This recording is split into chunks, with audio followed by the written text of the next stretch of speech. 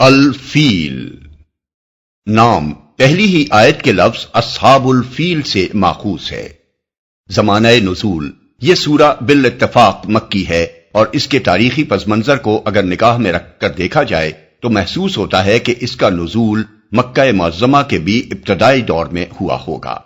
تاریخی پس منظر اس سے پہلے تفسیر سورہ بروج حاشیہ 4 میں ہم بیان کر چکے ہیں کہ نجران میں یمن کے یہودی فرمانروا ذو نواس نے پیروان مسیح علیہ السلام پر جو ظلم کیا تھا اس کا بدلہ لینے کے لیے حبش کی عیسائی سلطنت نے یمن پر حملہ کر کے ہمیری حکومت کا خاتمہ کر دیا تھا اور 525 عیسوی میں اس پورے علاقے پر حبشی حکومت قائم ہو گئی تھی۔ یہ ساری کارروائی دراصل قسطنطنیہ کی رومی سلطنت اور حبش کی حکومت کے باہمی تعاون سے ہوئی تھی، کیونکہ حبشیوں کے پاس اس زمانے میں کوئی قابل ذکر بحری بیڑا نہ تھا۔ بیڑا رومیوں نے فراہم کیا اور حبش نے اپنی 70,000 فوج اسی کے ذریعے سے یمن کے ساحل پر اتاری۔ آگے کے معاملات سمجھنے کے لیے یہ بات ابتدا ہی میں جان لینی چاہیے کہ یہ سب کچھ محض مذہبی جذبے سے نہیں ہوا تھا، بلکہ اس کے پیچھے معاشی اور سیاسی اغراض بھی کام کر رہی تھیں، بلکہ غالباً وہی اس کا اصل محرک تھیں، اور عیسائی مظلومین کے خون کا انتقام ایک بہانے سے زیادہ کچھ نہ تھا۔ رومی سلطنت جب سے مصر و شام پر قابض ہوئی تھی اسی وقت سے اس کی یہ کوشش تھی کہ مشرقی افریقہ، ہندوستان، انڈونیشیا وغیرہ ممالک اور رومی مقبوضات کے درمیان جس تجارت پر عرب صدیوں سے قابض چلے آ رہے تھے اسے عربوں کے قبضے سے نکال کر خود اپنے قبضے میں لے لے، تاکہ اس کے منافع پورے کے پورے اسی کو حاصل ہوں اور عرب تاجروں کا واسطہ درمیان سے ہٹ جائے۔ اس مقصد کے لیے 24 یا 25 قبل مسیح میں قیصر آگسٹس نے ایک بڑی فوج رومی جنرل ایلیس گالوس کی قیادت میں عرب کے مغربی ساحل پر اتار دی تاکہ وہ اس بحری راستے پر قابض ہو جائے جو جنوبی عرب سے شام کی طرف جاتا تھا۔ اس شاہراہ کا نقشہ ہم نے تفہیم القرآن جلد دوم میں صفحہ 122 پر درج کیا ہے، لیکن عرب کے شدید جغرافی حالات نے اس مہم کو ناکام کر دیا۔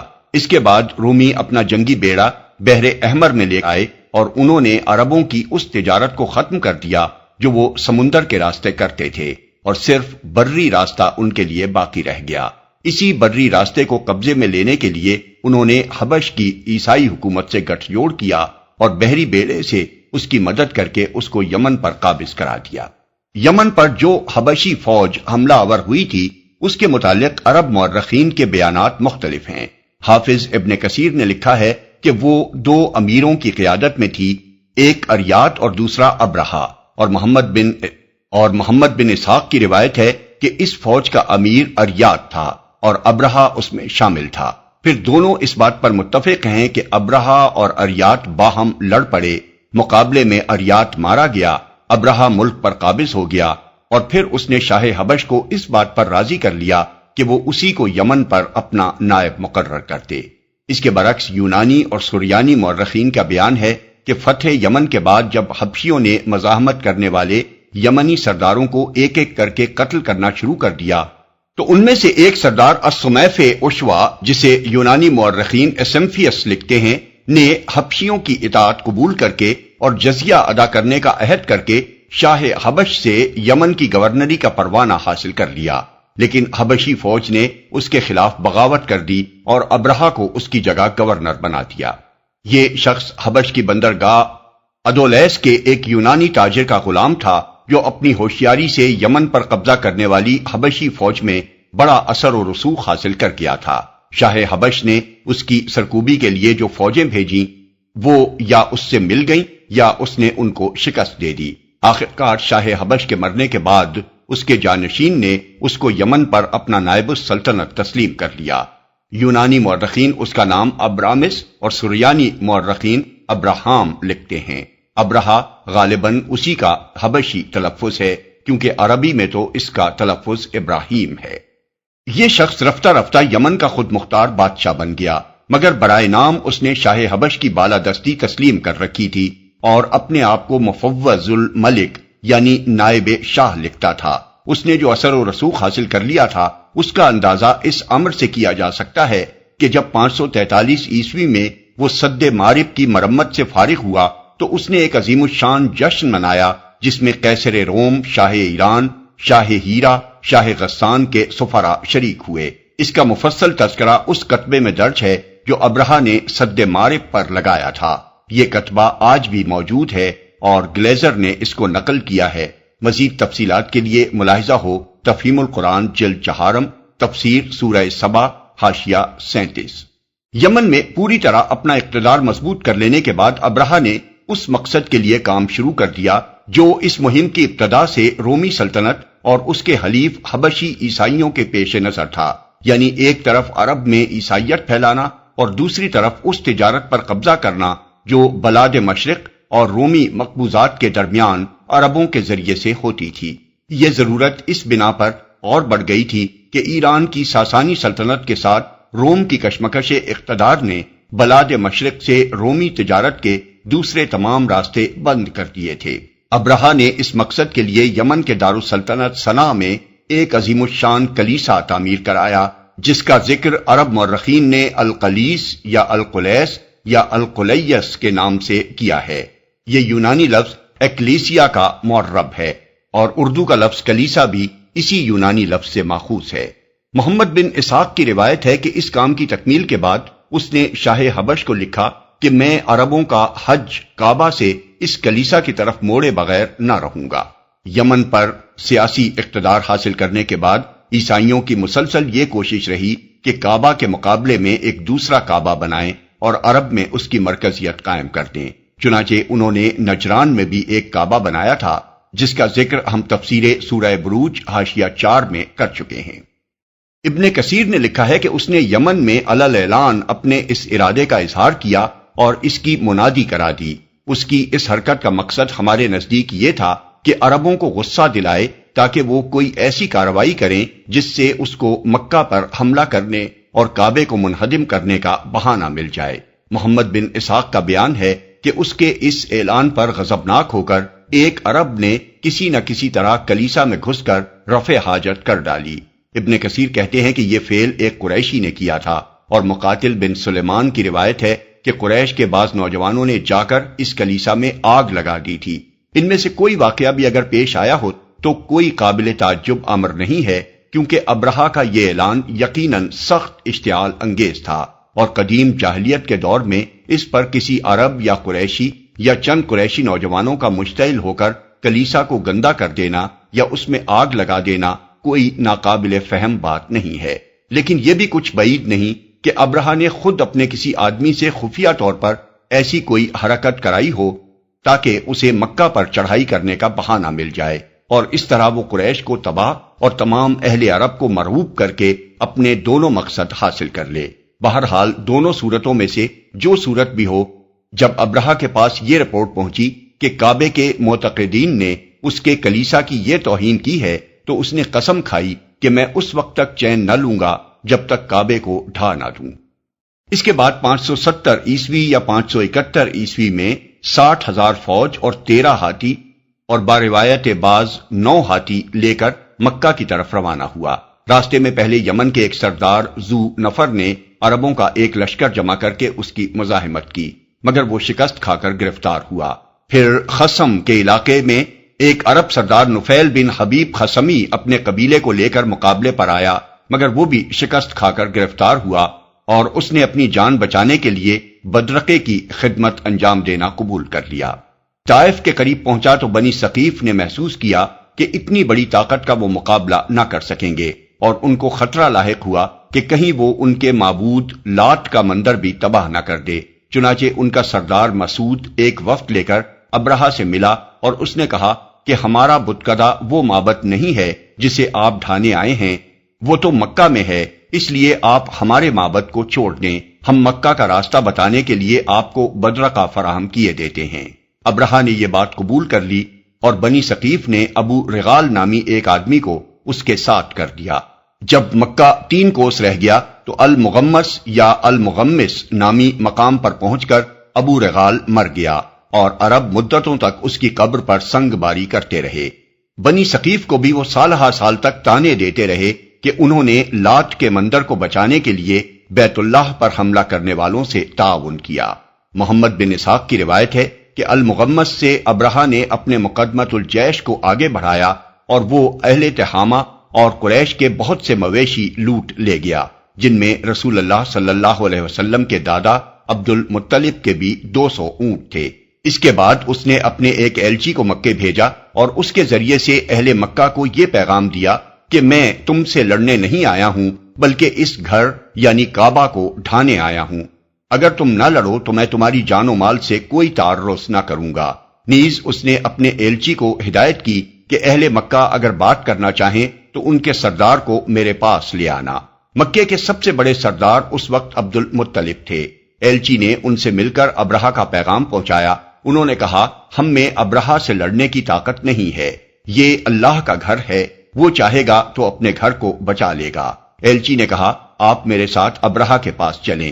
وہ اس پر راضی ہو گئے اور اس کے ساتھ چلے گئے۔ وہ اس قدر وجیح اور شاندار شخص تھے کہ ان کو دیکھ کر ابرہہ بہت متاثر ہوا اور اپنے تخت سے اتر کر ان کے پاس آ کر بیٹھ گیا۔ پھر پوچھا کہ آپ کیا چاہتے ہیں؟ انہوں نے کہا کہ میرے جو اونٹ پکڑ لیے گئے ہیں وہ مجھے واپس دے دیے جائیں۔ ابرہہ نے کہا آپ کو دیکھ کر تو میں بہت متاثر ہوا تھا، مگر آپ کی اس بات نے آپ کو میری نظر سے گرا دیا کہ آپ اپنے اونٹوں کا مطالبہ کر رہے ہیں، اور یہ گھر جو آپ کا اور آپ کے دین آبائی کا مرجع ہے اس کے بارے میں کچھ نہیں کہتے۔ انہوں نے کہا میں تو صرف اپنے اونٹوں کا مالک ہوں اور انہی کے بارے میں آپ سے درخواست کر رہا ہوں۔ رہا یہ گھر تو اس کا ایک رب ہے، وہ اس کی حفاظت خود کرے گا۔ ابرہہ نے کہا وہ اس کو مجھ سے نہ بچا سکے گا۔ عبد المطلب نے کہا آپ جانیں اور وہ جانے۔ یہ کہہ کر وہ ابرہہ کے پاس سے اٹھ آئے اور اس نے ان کے اونٹ واپس کر دیے۔ ابن عباس رضی اللہ عنہ کی روایت اس سے مختلف ہے، اس میں اونٹوں کے مطالبے کا کوئی ذکر نہیں ہے۔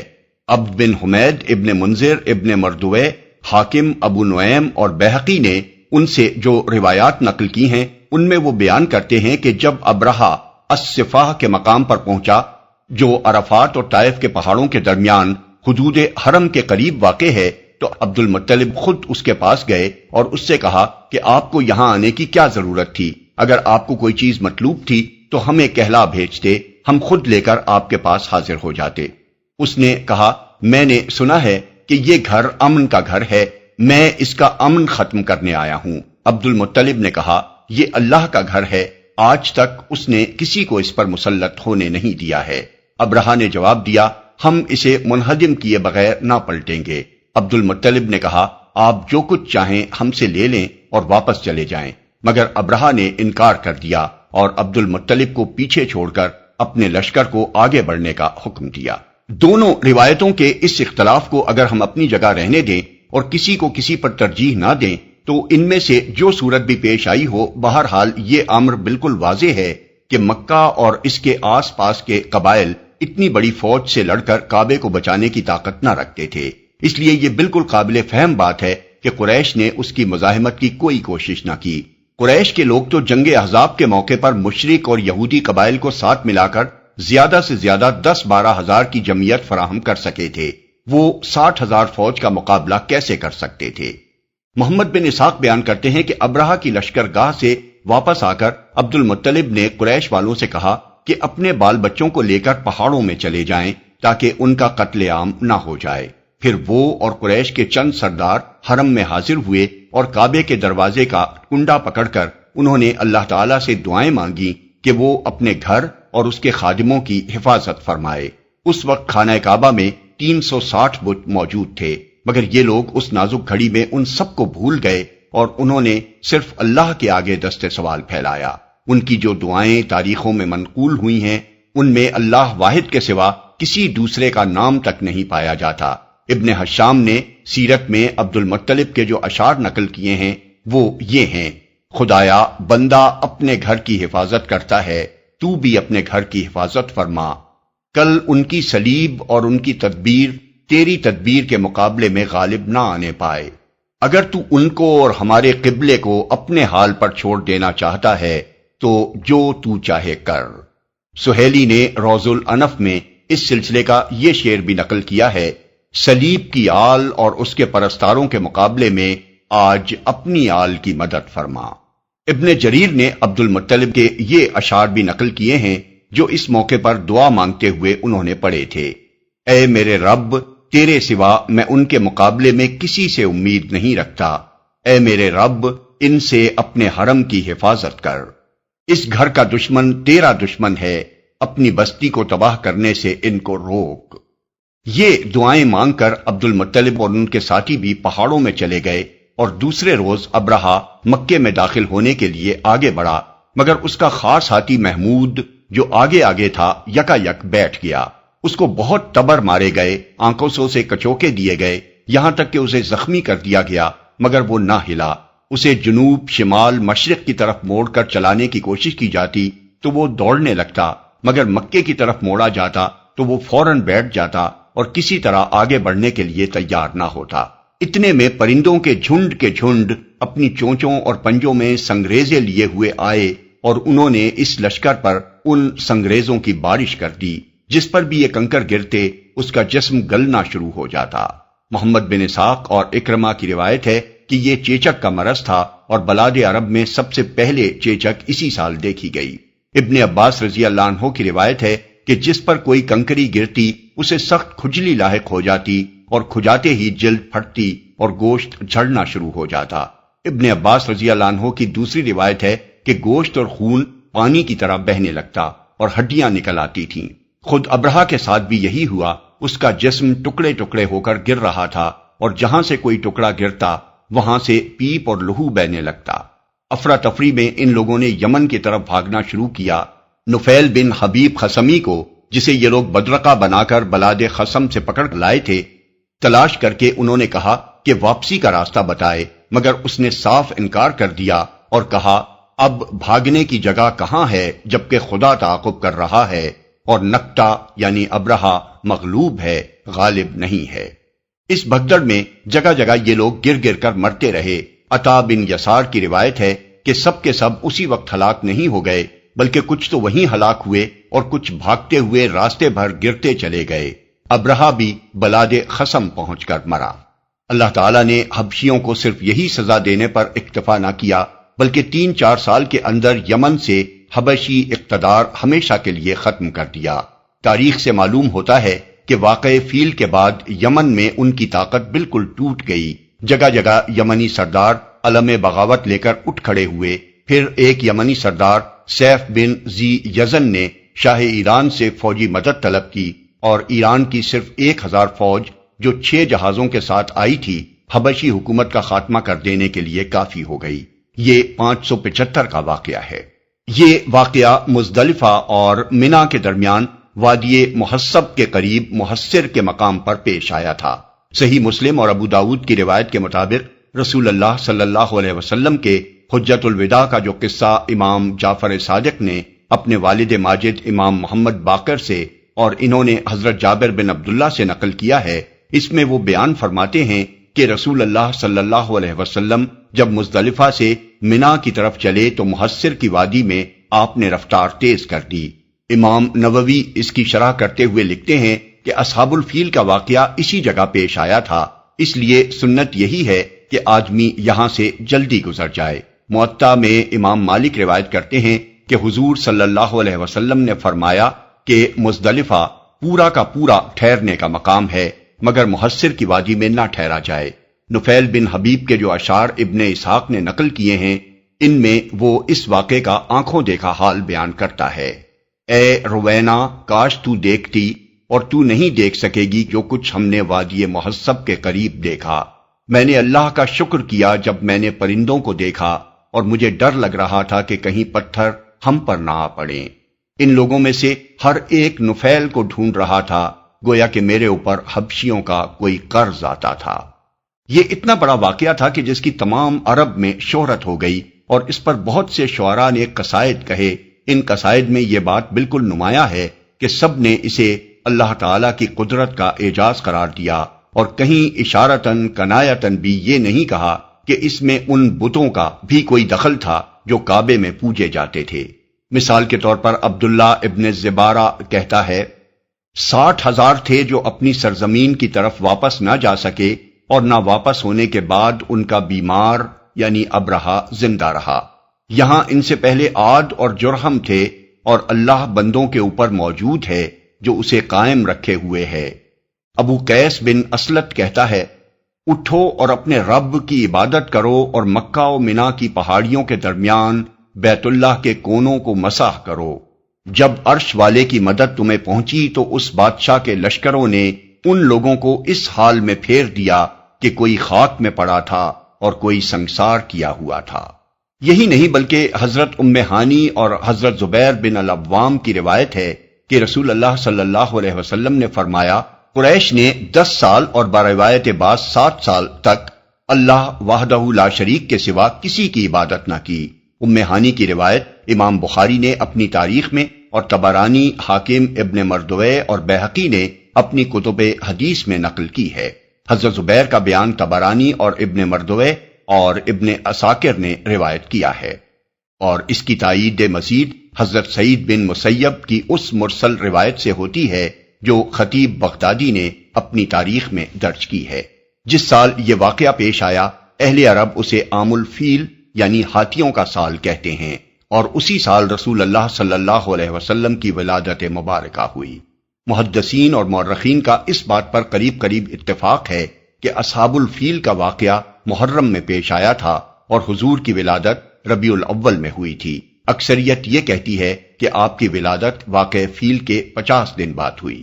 مقصود کلام، جو تاریخی تفصیلات اوپر درج کی گئی ہیں ان کو نگاہ میں رکھ کر سورہ فیل پر غور کیا جائے تو یہ بات اچھی طرح سمجھ میں آ جاتی ہے کہ اس سورہ میں اس قدر اختصار کے ساتھ صرف اصحاب الفیل پر اللہ تعالیٰ کے عذاب کا ذکر کر دینے پر کیوں اکتفا کیا گیا ہے۔ واقعہ کچھ بہت پرانا نہ تھا، مکے کا بچہ بچہ اس کو جانتا تھا، عرب کے لوگ عام طور پر اس سے واقف تھے۔ تمام اہل عرب اس بات کے قائل تھے کہ ابرہہ کے اس حملے سے کعبے کی حفاظت کسی دیوی یا دیوتا نے نہیں بلکہ اللہ تعالیٰ نے کی تھی۔ اللہ ہی سے قریش کے سرداروں نے مدد کے لیے دعائیں مانگی تھیں، اور چند سال تک قریش کے لوگ اس واقعے سے اس قدر متاثر رہے تھے کہ انہوں نے اللہ کے سوا کسی کی عبادت نہ کی تھی۔ اس لیے سورہ فیل میں ان تفصیلات کے ذکر کی حاجت نہ تھی، بلکہ صرف اس واقعے کو یاد دلانا کافی تھا تاکہ قریش کے لوگ خصوصاً اور اہل عرب عموماً اپنے دلوں میں اس بات پر غور کریں کہ محمد صلی اللہ علیہ وسلم جس چیز کی طرف دعوت دے رہے ہیں وہ آخر اس کے سوا اور کیا ہے کہ تمام دوسرے معبودوں کو چھوڑ کر صرف اللہ وحدہ لا شریک کی عبادت کی جائے۔ نیز وہ یہ بھی سوچ لیں کہ اگر اس دعوت حق کو دبانے کے لیے انہوں نے زور زبردستی سے کام لیا تو جس خدا نے اصحاب الفیل کا تہس نہس کیا تھا اسی کے غضب میں وہ گرفتار ہوں گے۔